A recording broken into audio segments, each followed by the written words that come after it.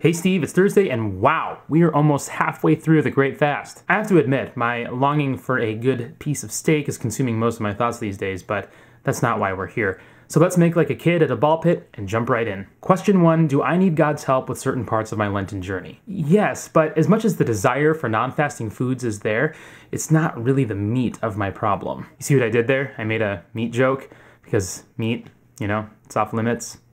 Anyway, I find that every Lent provides much the same problem as the one before. While I go into it with a lot of hopes about how I'm totally going to revamp my prayer life and learn to levitate in holiness, I almost always get super distracted and let prayer fall by the wayside. Now, I'm not saying that I don't pray at all. We still do family prayers and whatnot, but I do find that these prayers are much more about getting through them than they are about letting them sink into my heart. Well, I'm definitely making a new effort this year to attend every pre-sanctified liturgy and to go to all the pan-Orthodox Vespers in my region. My personal prayer and spiritual growth is sort of taking a back seat. Now, I know it's not all about me and Jesus, but it's kind of about me and Jesus, right? I guess Lent is feeling more like business as usual except without meat and alcohol than it is about a total restructuring of my heart. But I'm praying and hoping that if nothing else, God will at least give me the desire to draw near to Him in my heart. I find that yet again I'm trying to muscle through this on my own without a renewed and double down effort to draw near to Him in prayer. And admonitions against such a way are rampant in the prayer life of the Church during Lent.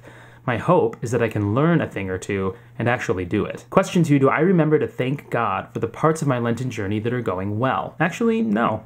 I don't. Not at all. Honestly, I think I'm far more concerned with what's not going my way than I am with giving thanks. I recently just got frustrated with my little girl who seems to be complaining a lot lately, but I'm realizing she has to be getting that from somewhere. And then I realized how much I complain. I complain about how little time I have. I complain about how I want a different house.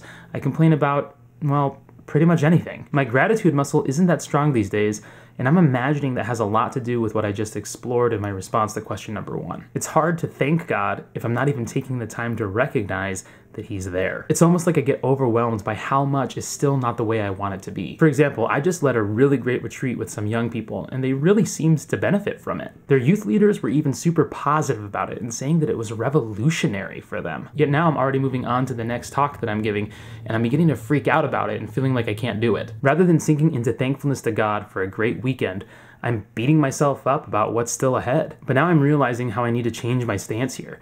Maybe if I take a little time to thank God for the great retreat, I'll feel a little less pressure and can actually do something worthwhile. Question 3, are there any ways that I feel that God has already transformed my life? For sure, I was actually just talking about this with a friend of mine. It's way easier, I feel, to see how God has done amazing things in my life when I look back over time. 4 years ago, I was freaking out about losing what I thought was a dream job. I had no idea what I was going to do for work or money. Now here I am realizing that I probably would have stayed at that job for a really long time, and I probably wouldn't have been that happy with it. What's more is that I've locked down not just 1, but 2 jobs where I feel like I'm doing the sort of things I should be doing. I feel like it's so cool and so unreal that I get to do some of the things that I do that it totally has to be grace. I look at myself, and then I look at my life, and I'm amazed by what God has done, because I don't deserve a quarter of what He has done with my life. Traveling around the country, getting to meet different youth and youth workers and young adults, and to get to talk to them about Jesus,